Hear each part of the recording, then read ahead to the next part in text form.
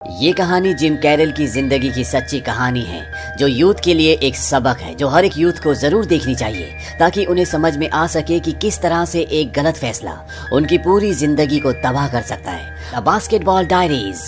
इस कहानी की शुरुआत में क्लासरूम को दिखाया जाता है, जिसमें एक बच्चा जिसका नाम जिम है, उसे उसका टीचर बहुत बुरी तरह से मार रहा होता है। और तभी पीरियड खत्म होने की बेल बज जाती है। जिम अपनी टीचर को बोलता है कि आपको मारना नहीं आता, अभी तो मैंने एंजॉय करना शुरू किया था। उसका टीचर कहता है कि कल हम दोबारा से इसे शुरू कर सकते हैं। इसके बाद वो अपने 3 दोस्तों के साथ बाहर निकल जाता है। ये उसके बेस्ट फ्रेंड्स हैं, जिनका नाम है पेड्रो, मिक्की और न्यूट्रॉन। ये सब के सब स्मोकिंग करते हैं, बहुत शरारतें करते हैं, और कुछ भी करने से पहले ये सोचते समझते नहीं है। ये कपड़े में थिनर डालकर उसको भी स्मेल करते हैं, जिससे कि नशा होता है। लेकिन जिम के अंदर एक खास बात होती है कि वो बास्केटबॉल बहुत अच्छा खेलता है। इनके स्कूल की टीम का एक दूसरे स्कूल की टीम से बास्केटबॉल मैच होता है, जहाँ पर जिम बहुत ही अच्छा परफॉर्म करता है और वो इस मैच को जीत जाते हैं। लेकिन जब मैच चल रहा था तो जिम का दोस्त पेड्रो वो लॉकर रूम में जाकर दूसरी टीम के सभी प्लेयरों की सभी इंपॉर्टेंट चीजें, यानी कि उनके पैसे, घड़ियां, सब कुछ चुरा लेता है। और जब ये चारों के चारों रेस्टोरेंट से बाहर आते हैं तो दूसरी टीम वाले इनके पास आते हैं और वो कहते हैं कि हमें पता है कि तुमने हमारी सारी चीजें चुराई है, चुपचाप वो हमें वापस लौटा दो। लेकिन जिम और उसके दोस्त एक्सेप्ट नहीं करते और इन दोनों टीमों के बीच में बहुत लड़ाई होती है। जिम और उसके दोस्त उन सब को मारकर वहां से भाग जाते हैं। इसके बाद जिम एक हॉस्पिटल में जाता है, जहां पर वो बॉबी से मिलता है। जिम जब 3 साल का था तब से वो बॉबी को जानता है। बॉबी उनकी टीम का सबसे अच्छा बास्केटबॉल प्लेयर था, लेकिन 2 साल पहले उसे पता चला कि उसे ल्यूकेमिया है, यानी कि उसे ब्लड कैंसर है। लेकिन जिम को पूरा विश्वास है कि वो उससे फाइट करके बाहर निकल जाएगा, और जिम ऐसा दिल से चाहता भी है, क्योंकि बॉबी उसका इस दुनिया में सबसे क्लोज फ्रेंड है।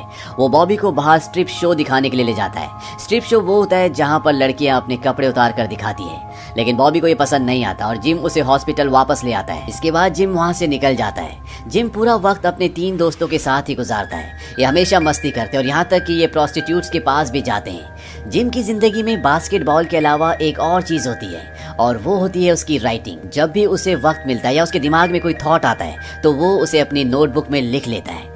अब जिम का दोस्त बॉबी कुछ दिनों बाद इस दुनिया को छोड़कर चला जाता है, और जब जिम उसे देखने के लिए जाता है तो पूरी तरह से स्केलेटन की तरह हो चुका होता है। हालांकि उसकी उम्र मात्र 16 साल की है, लेकिन इस वक्त वो 60 साल जैसा लग रहा होता है। इस बात से जिम पूरी तरह से परेशान हो जाता है। उसे कुछ भी अच्छा नहीं लगता। अपने दोस्तों के साथ वो जब फिल्म देखकर वापस आ रहा होता है तो उसे ये भी याद नहीं होता कि उस फिल्म का सीन, उसकी स्टोरी क्या थी। हालांकि जिम के तीनों दोस्तों को बॉबी की मौत से बहुत ज्यादा फर्क नहीं पड़ा होता, लेकिन जिम अंदर से बहुत ज्यादा दुखी होता है। वो एक बेसमेंट में जाता है जहाँ पर लोग हीरोइन का नशा कर रहे होते हैं। हालांकि जिम को इंजेक्शन से बहुत ज्यादा डर लगता है, लेकिन वो अपनी जिंदगी में पहली बार हीरोइन का नशा करता है, और उस नशे को करने के बाद उसके अंदर जो सैडनेस, जो गिल्ट, जो दर्द होता है, वो सब का सब दूर हो जाता है। उसे लगता है कि वो फूलों की वादियों में कहीं भाग रहा है। उसे अपने चारों तरफ सब कुछ अच्छा लग रहा होता है। लेकिन जब वो घर जाता है, उसकी मॉम उसकी ऐसी हालत देखती है तो उन्हें बहुत दुख होता है। जिम की मॉम हॉस्पिटल में काम करती है। वो जिम को समझाने की कोशिश करती है, लेकिन जिम कहता है कि मॉम आप कुछ भी नहीं जानती। धीरे धीरे जिम और उसके दोस्त इस नशे के आदी होना शुरू हो जाते हैं। शुरुआत में ये हफ्ते में 1 दिन, उसके बाद 2 दिन, और धीरे धीरे करके इन्हें ऐसा लगता है कि हर वक्त इन्हें वो नशा चाहिए। लेकिन ये नशा बहुत महंगा है, इसके लिए पैसे चाहिए। इसीलिए एक बुजुर्ग औरत जो कि एक अंधेरे रास्ते से आ रही होती है, ये चारों दोस्त मिलकर उसका पर्स छीनकर भाग जाते हैं। यहाँ तक कि जिम का एक दोस्त उस औरत को मारता भी है। अगले दिन जब ये सब के सब स्कूल के चर्च में जाते हैं, जहाँ पर इन सब को जाना कंपलसरी है, तो जिम कहता है कि मैं आज कन्फेस करने नहीं जाऊंगा। फादर कहते हैं क्यों? जिम कहता है कि आज मेरा मन नहीं है। फादर कहते हैं कि शायद कन्फेस करने की जरूरत तुम्हें सबसे ज्यादा है। और इसके बाद जिम अंदर जाता है। कन्फेस रूम एक ऐसी जगह है जहाँ पर इंसान के दिल में जो भी बात है वो फादर से कह सकता है, और फादर उस चीज को किसी से भी शेयर नहीं करता। जिम अपनी दिल की बात कहना चाहता है। वो उन्हें ड्रग्स के बारे में, हीरोइन के बारे में बताना चाहता है, लेकिन वो नहीं कह पाता। जिम चाहता तो है कि वो इस नशे को छोड़ दे, लेकिन हर बार वो यही सोचता है कि आज वो आखिरी बार करेगा। लेकिन वो आखिरी बार कभी भी नहीं आता, क्योंकि किसी भी नशे को इंसान तो छोड़ना चाहता है, लेकिन वो नशा इंसान को कभी नहीं छोड़ना चाहता। अब एक बार जिम अपने स्कूल के वॉशरूम में नशा कर रहा होता है, और तभी वहां पर उसका कोच पहुंच जाता है। हालांकि जिम अपनी टैबलेट्स को छुपा देता है, लेकिन उसके कोच को ऐसा लगता है कि वो उसे कुछ इंडिकेशन दे रहा है, और वो जिम को कुछ पैसे देने की कोशिश करता है ताकि वो जिम को सेक्सुअली अब्यूज कर सके। लेकिन जिम साफ साफ मना कर देता है। वो उसको धक्का देता है। उसके कोच की नाक से खून निकलना भी शुरू हो जाता है। उसका कोच कहता है कि पैसे ले लो, लेकिन ये बात किसी को मत बताना। जिम उसके पैसे ले लेता है, उसे कहता है कि दोबारा मेरे सामने कभी मत आना, ऐसी बात कभी मत करना। उसका कोच वहां से चला जाता है। हालांकि उसके कोच को ये भी पता होता है कि ये ड्रग्स लेता है।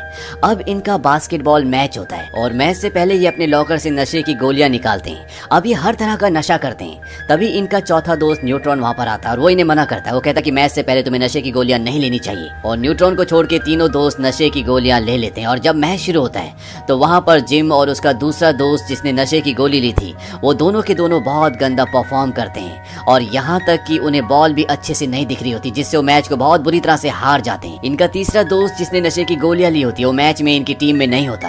दरअसल ये वही है जो मैच के दौरान दूसरी टीम की चीजों को चुरा लेता है। अब यहाँ पर स्कूल के फादर आ जाते हैं क्योंकि उन्हें पता है कि ये सब ड्रग्स लेते हैं और उनके साथ पुलिस भी होती है और वो इनके लॉकर्स की चेकिंग करते हैं, लेकिन इनके लॉकर्स में कोई भी ड्रग्स नहीं मिलता क्योंकि ये पहले ले चुके होते हैं। फादर को पता है कि इन सब ने ड्रग्स लिया है। वो कहते हैं तुम्हें स्कूल से 1 हफ्ते के लिए सस्पेंड किया जाता है और साथ ही साथ इनका कोच कहता है कि तुम्हें अब बास्केटबॉल टीम से हमेशा के लिए हटाया जाता है। जिम कहता है कि तुम मुझे टीम से नहीं हटा सकते क्योंकि मैं खुद तुम्हारी टीम को छोड़ता हूँ और तुम्हारे स्कूल को भी हमेशा के लिए छोड़ता हूँ। फादर कहते ठीक है, मैं तुम्हारा रेजिग्नेशन एक्सेप्ट करता हूँ। जिम और उसके दोनों दोस्त अब स्कूल से निकल चुके हैं। न्यूट्रॉन अभी भी स्कूल में ही होता है। वो उनके साथ नहीं जाता क्योंकि उसने ना ड्रग्स लिया होता है और ना ही वो इनके साथ जाना चाहता है। लेकिन जिम और उसके दोनों दोस्त अब स्कूल से बाहर हो चुके हैं और जिम जब अपने घर जाता है तो उसकी मॉम उससे पूछती है कि तुम्हें तुम्हारे स्कूल से क्यों निकाला गया। वो कहता है कि हमारे खिलाफ षड्यंत्र किया गया, हमने किसी तरह की कोई पिल्स नहीं ली थी। और तभी उसकी मॉम उसे वो पिल्स दिखाती है जो उसने घर पर छुपाई होती है। वो कहते हैं ये क्या विटामिन की गोली है। इस बात से जिम को गुस्सा आता है। वो अपनी मॉम से बदतमीजी से बात करता है और उसकी मॉम उसे कहती है कि तुम मेरे घर से निकल जाओ। जिम घर से निकल जाता है और उसकी मॉम खिड़की से उसकी उस ट्रॉफी को फेंक देती है जो उसे बास्केटबॉल में मिली थी। जिम अपनी मॉम से कहता है कि अब मैं कभी भी घर वापस नहीं आऊंगा, तुम मुझे कभी दोबारा नहीं देखोगे। इस बात से जिम की मॉम कहती है कि जिम प्लीज ऐसा मत बोलो, क्योंकि उसकी मॉम उससे बहुत प्यार करती है और वो नहीं चाहती कि वो अपनी जिंदगी बर्बाद करे। और जिम के सामने उसका वो सपना ट्रॉफी के रूप में पड़ा होता है जो अब पूरी तरह से टूट चुका है। वो उस ट्रॉफी को उठाता है और वहाँ पर एक गार्बेज बॉक्स होता है, उसमें डालकर वहाँ से निकल जाता है। लेकिन अब जिम को और उसके दोस्तों को नशे के लिए पैसों की जरूरत है, इसीलिए वो गाड़ी भी चुराते हैं। और अब जिम और उसके दोस्त उन्हीं लोगों के साथ रहते हैं जो कि नशा करते हैं। वो दिन रात नशे की दुनिया में पूरी तरह से डूब चुके हैं। उनके लिए यही एक दुनिया है जो असली दुनिया है। उन्हें दूसरी दुनिया से कोई फर्क नहीं पड़ता और धीरे धीरे करके उनकी आदतें और भी खराब हो जाती हैं। वो एक स्टोर में चोरी करने के लिए भी जाते हैं और वहाँ पर जिम का जो दोस्त मिकी होता है उसे वहाँ पर एक गन भी मिलती है जिसके अंदर बुलेट्स नहीं होती। वो उस गन को वहाँ से ले लेता है। यहाँ पर इन्हें पैसे नहीं मिलते और अब यहाँ पर पुलिस भी आने वाली होती है, इसीलिए जिम और मिक्की अपने तीसरे दोस्त पेड्रो को कहते हैं हमें यहाँ से चलना चाहिए। लेकिन वो नशे में है, इसीलिए उसे हेल्यूसिनेशन होना शुरू हो जाता है। उसे ऐसा लगता है कि वो किसी आइसक्रीम पार्लर में है, इसीलिए जिम को और मिकी को उसे यहाँ से छोड़कर जाना पड़ता है और पुलिस आकर उसे अरेस्ट कर लेती है। जिम और मिक्की एक बार में जाते हैं जहाँ पर टीवी पर एक न्यूज आ रही होती है। उन्हीं के साथ खेलने वाले बच्चे अब all American high school games में बास्केटबॉल टीम के लिए सेलेक्ट हो गए और वो अपनी फैमिली को प्राउड करवा रहे होते हैं। उनमें से एक लड़का अपनी मॉम को हाई भी कहता है और ये कहीं ना कहीं जिम और मिकी इन दोनों का सपना था। ये दोनों भी इस टीम में हो सकते थे, लेकिन अब जिंदगी की असली गाड़ी को छोड़कर ये किसी और गाड़ी में सवार हो चुके हैं। जिम अपने घर के बाहर जाता है और वो छुपके से अपनी मॉम को देखता है। उसकी मॉम सामान को घर के अंदर ले जा रही होती है, लेकिन जिम की हिम्मत नहीं होती कि वो अपनी मॉम से जाकर मिले और जिम वापस उसी जगह पर चला जाता है जहाँ पर वो ड्रग्स लेता है। तभी वहाँ पर एक लड़का आता है और वो जिम को मारना शुरू कर देता है। दरअसल जिम ने उसकी गर्लफ्रेंड को कोई ड्रग्स दिया होता है जो कि बहुत हाई होता है और उसकी जान जाते जाते बची होती है। जिम कहता है कि वो उसे डाइजेस्ट नहीं कर पाई, इसमें मेरी कोई गलती नहीं है और वो जिम को सीढ़ियों से नीचे फेंक देता है। जिम का अब दिमाग काम करना पूरी तरह से बंद हो चुका है। उसे अलग अलग हेल्यूसिनेशन हो रहे होते हैं, उसे तरह तरह की चीजें दिखती है। उसे दिखता है कि वो बास्केटबॉल खेल रहा है, तभी उसे गोली लग जाती है। उसे बास्केटबॉल का जो नेट होता है वो जलता हुआ दिखाई देता है और उसे दिखता है कि उसने बास्केटबॉल की ड्रेस पहनी हुई है, लेकिन ये सब एक भ्रम होता है। दरअसल उसने अभी भी अपने वही कपड़े पहने हुए हैं। जिम के लिए नशा अब एक सपने की तरह बन चुका है जिस पर हम कंट्रोल नहीं कर सकते, हम चाहे या ना चाहे। सपना इंसान को आता ही है। जिम बास्केटबॉल कोर्ट के अंदर बर्फीली ठंड में बर्फ के ऊपर लगभग अधमरा पड़ा होता है और तभी यहाँ पर एक आदमी आता है। ये एक ब्लैक होता है। जिम जब नशा नहीं करता था तो वो इसके साथ बास्केटबॉल प्रैक्टिस किया करता था और इसे पता है कि जिम एक बहुत अच्छा प्लेयर है और ये आदमी जिम की ऐसी हालत देखकर उसे उठाकर अपने घर ले जाता है और जब जिम को सुबह होश आता है तो कपड़े पहन के यहाँ से जाना चाहता है, पर जब वो अपनी जेब चेक करता है तो उसकी जेब में उसकी नशीली दवा नहीं होती। उस आदमी से बोलता है कि मुझे मेरी दवा दे दो। वो आदमी कहता है कि नहीं, मैं तुम्हें तुम्हारी जिंदगी खराब करने नहीं दूंगा, और वो जिम के सामने उसकी नशीली दवाओं को पानी में फ्लश कर देता है। इस बात से जिम पूरी तरह से परेशान हो जाता है, वो आप से बाहर हो जाता है और वो कहता है कि तुम्हें अब मेरी ड्रग्स के पैसे मुझे देने होंगे, क्योंकि जिम अब इस ड्रग्स के बिना नहीं रह सकता। वो आदमी जिम को पूरी तरह से कंट्रोल कर लेता है क्योंकि वो उससे बहुत शक्तिशाली है। जिम उसे कहता है कि तुम ऐसा क्यों कर रहे हो? वो कहता है क्योंकि कभी मेरी भी किसी ने मदद की थी और मैं आज तक उसका एहसानमंद हूँ। जिम इस आदमी के सामने, जिसका नाम रिगी है, वो बहुत गिड़गिड़ाता है, लेकिन वो उसकी एक बात नहीं सुनता। जिम कहता है कि मुझे सब कुछ घूमता हुआ नजर आ रहा है, लेकिन रिगी उसके कमरे के दरवाजे के बाहर बैठ जाता है। वो उसे यहाँ से नहीं जाने देना चाहता और वो उसे अपने पास ही रखता है। और जब वो थोड़ा सा नॉर्मल हो जाता है तो रिगी उसे कहता है कि मुझे काम पर जाना होगा, मैं कल सुबह लौट कर आऊंगा, तुम्हें अपने आप पर कंट्रोल करना होगा।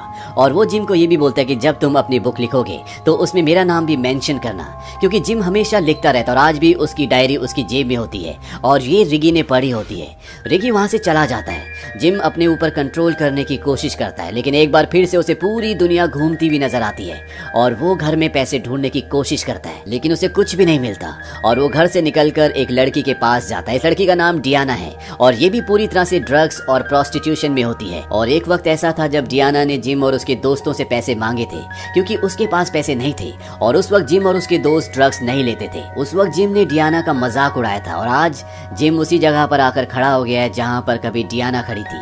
वो उससे पैसे मांगता है। डियाना उसे पैसे नहीं देना चाहती, लेकिन वो उसके सामने लगभग पूरी तरह से गिड़गिड़ाता है और डियाना अपने बैग से पैसे निकालकर जमीन पर फेंक देती है, जिस तरह किसी भिखारी को दिए जाते हैं, और वहां से चली जाती है।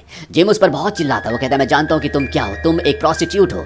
और जब वो चली जाती है तो जिम उन्हीं पैसों को उठाता है, क्योंकि वो जिंदगी के उस मोड़ पर आकर खड़ा हो चुका है जहाँ पर मान, प्रतिष्ठा, सम्मान कोई मायने नहीं रखती। तो उस मिकी के पास जाता है और ये दोनों एक ड्रग पैडलर के पास जाते हैं जो इन्हें हीरोइन देता है, लेकिन जब ये उसे टेस्ट करते हैं तो इन्हें पता चलता है कि ये नकली है।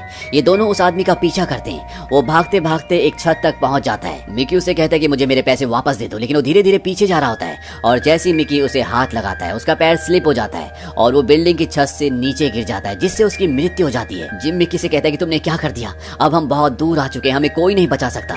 मिकी वहां से भागने लगता है, लेकिन जब वो नीचे पहुंचता है तो वहां पर उसे कुछ गैंग के लोग पकड़ लेते हैं, उसे बहुत बुरी तरह मारते हैं और पुलिस उसे अरेस्ट कर लेती है। वहीं जिम अपने घर पहुंच जाता है। इतना कुछ होने के बाद भी उसे अभी भी नशा चाहिए और वो अपनी मॉम से कहता है कि मॉम मुझे $5 दे दो, मुझे बहुत जरूरत है, मैं तुम्हारा बेटा हूँ। उसकी मॉम उसे अंदर नहीं आने देती क्योंकि वो जानती है कि अगर वो उसे पैसे देगी तो वो नशा करेगा और उसकी मॉम ऐसा बिल्कुल भी नहीं चाहती। हालांकि उसकी मॉम उससे बहुत प्यार करती है और उसकी मॉम पुलिस को कॉल करती है क्योंकि वो जानती है कि अगर वो बाहर रहेगा तो ज्यादा नशा करेगा, हो सकता है कि जेल में रहकर वो सुधर जाए। पुलिस आकर उसे वहां से ले जाती है। हालांकि जिम को अपनी गलतियों का एहसास भी होता है। वो अपनी मॉम से कहता है कि मॉम मैं सुधर जाऊंगा, मैं पहले जैसा बन जाऊंगा, लेकिन चाहकर भी उसकी मॉम उसकी मदद नहीं कर सकती। जिम ने जितने भी गुनाह किए होते हैं उसके लिए उसे 6 महीने की सजा मिलती है। इन 6 महीनों में वो अपनी डायरी जो लिखता था उसे भी पूरा कर लेता है और 6 महीनों के बाद जेल से आने के बाद वो एक स्टेज के दरवाजे के बाहर होता है। दरअसल आज उसे अपनी पोएट्री यहाँ पर पढ़नी है और यहाँ पर उसका दोस्त पेड्रो, जो सबसे पहले पुलिस के द्वारा पकड़ा गया था, वो उसे मिलने आता है। दरअसल उसे पुलिस ने अब छोड़ दिया है और वो उसे कहता है कि उसके पास बहुत अच्छा ड्रग्स है और वो उसे देना चाहता है, लेकिन जिम मना कर देता है। वो कहता है नहीं, अब मैं उस दुनिया में वापस लौट नहीं सकता, तुम अपना ध्यान रखना। और इसके बाद जिम स्टेज के ऊपर जाता है जहाँ पर वो अपनी पोएट्री सबको सुनाता है और सबको बहुत अच्छी लगती है, सब तालियां बजाते हैं। और अंत में हमें बताया जाता है कि जिम ने 17 साल की उम्र में अपनी डायरी को पूरा कर लिया था जिसका नाम था द बास्केटबॉल डायरीज, जो कि बहुत ही प्रसिद्ध हुई थी। और 22 साल की उम्र तक पहुंचते पहुंचते उसके पोएट्री के 3 वॉल्यूम भी पब्लिश्ड हुए।